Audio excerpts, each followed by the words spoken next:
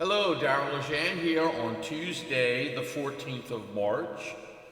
And I have another little Irish shirt on today as we approach St. Patrick's Day. I don't think I'll be singing an Irish song today, but I just happen to have one on, so I thought I'd show it.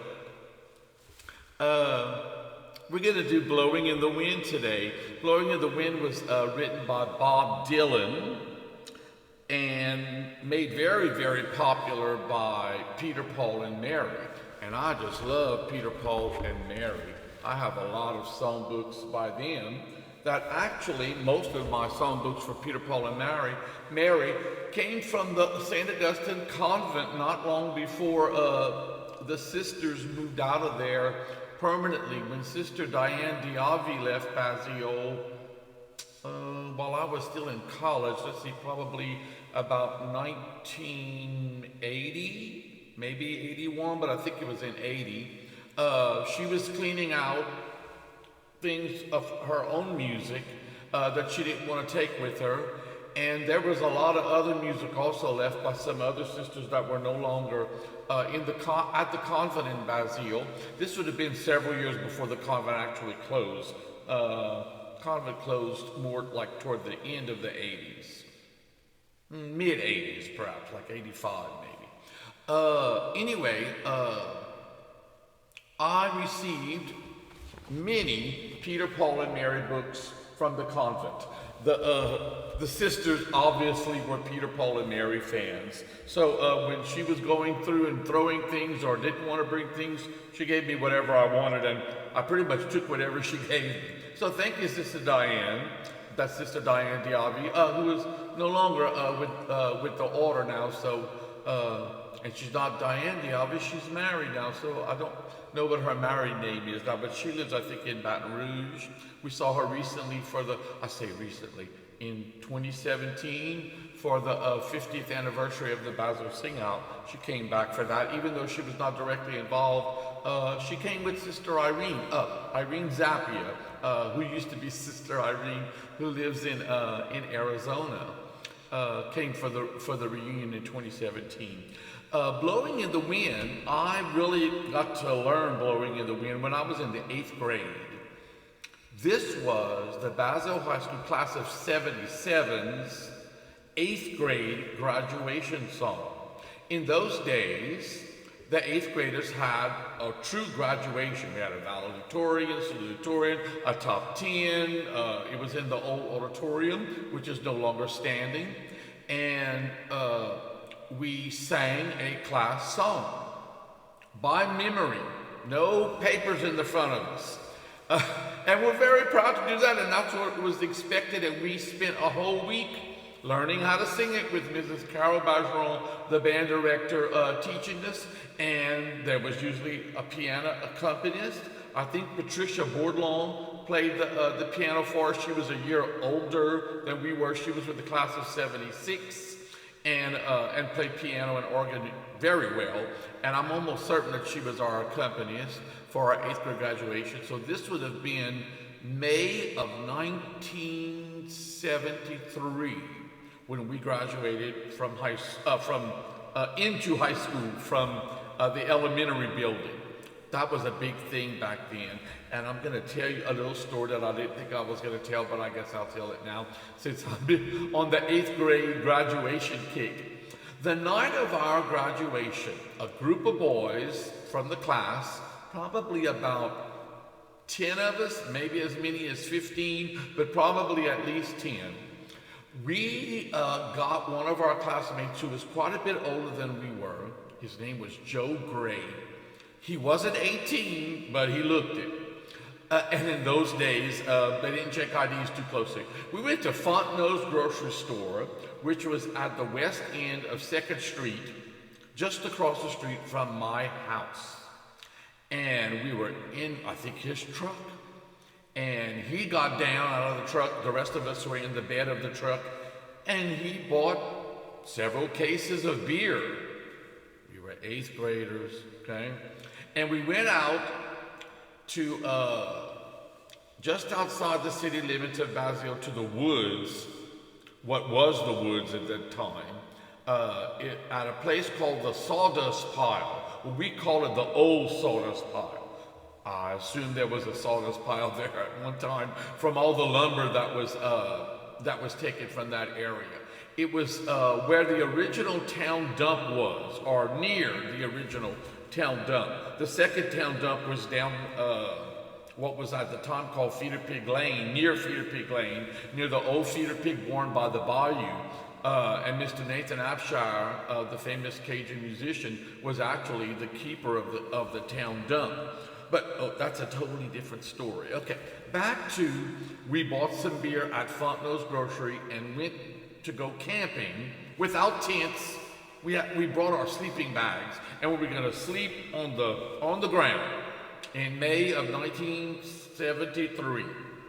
So we're out there, about 10 of us, and I would say it was before dark when we got to the woods. And around 10 o'clock, it might have even been 11, we saw some flashlights moving just beyond the woods. And we saw our daddies being led by Mr. Joseph Elfert, our principal, and one of the police officers. It might have been Mr. Dutch Doge, the chief of police. I don't remember which particular officer it was. But we saw them coming. So we threw all of the beer and the empty beer cans that we had already consumed into a ditch very quickly and covered them with leaves to hide the evidence that we had been drinking. And of course, the first thing that they said was, "Have you been drinking?" No, sir, we have not been. No, Father, we all telling our daddies, no, we have not been drinking. Well, we think y'all have been drinking. It was reported that y'all were out here drinking. No, we are not drinking. Well, Randy Bellon, one of the classmates, who was also my cousin and a very good friend from childhood, was vomiting. Oh, it was bad. And his daddy, Mr. Rodney, said, "Randy is drunk. Y'all have been drinking." And I said, in my most serious voice, "Mr. Rodney, you know that Randy has very bad allergies," which was true. And I said, "We've been out here in the woods since before dark, and I think his allergies are acting up. That's why he's throwing up. We have not been drinking." So they started searching the area with the flashlights, looking for an ice chest full of beer, or, looking for empty beer cans. We had hid those beer cans very well under the leaves in a ditch. And most of the boys went home with their fathers anyway. Several of us stayed. I don't remember specifically who, other than, I know Mike Stockwell stayed. I think Terry Lopez might have stayed. Maybe Jamie Dupre. And I know I stayed. My daddy was among the fathers there, and he said, "Darrell, would you like to stay?"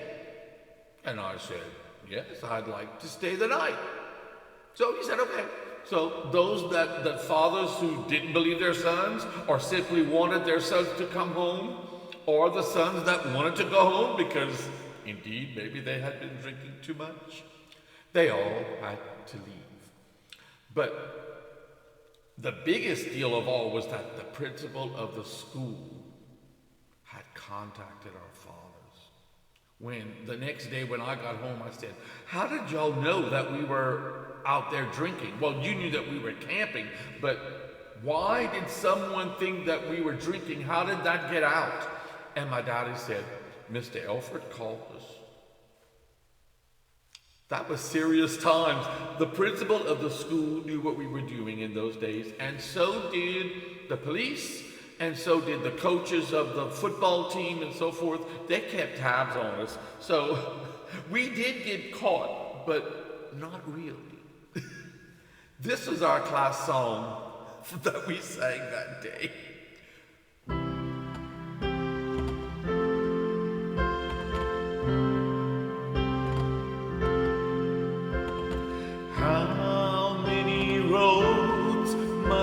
man walk down before you call him a man?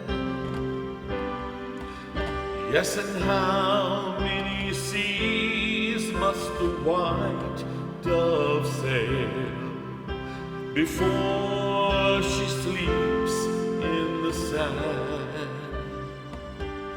Yes, and how many times must the cannonballs fly before they're forever banned?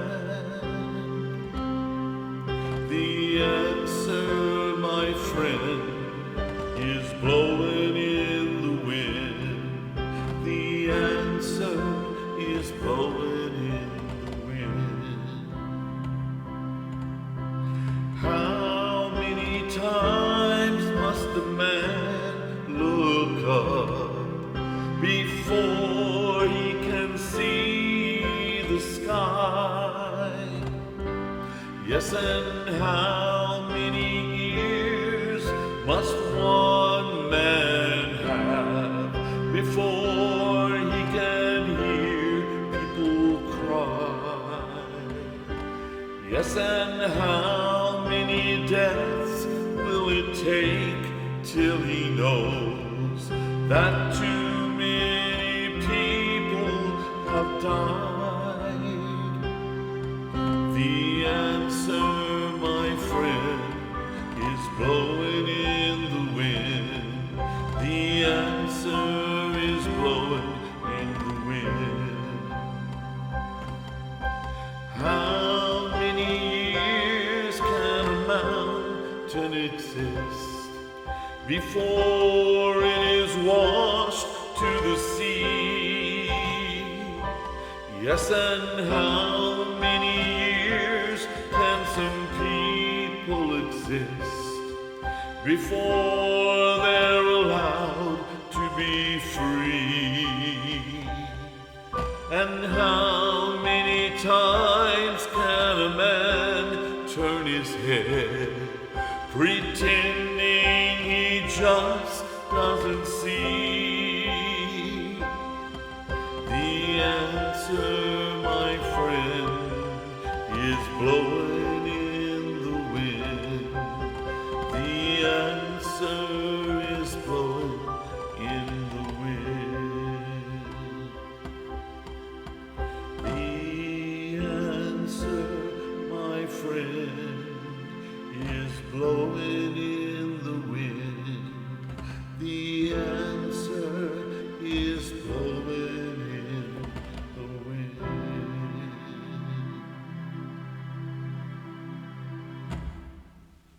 We'll dedicate that to Mr. Elfert for catching us.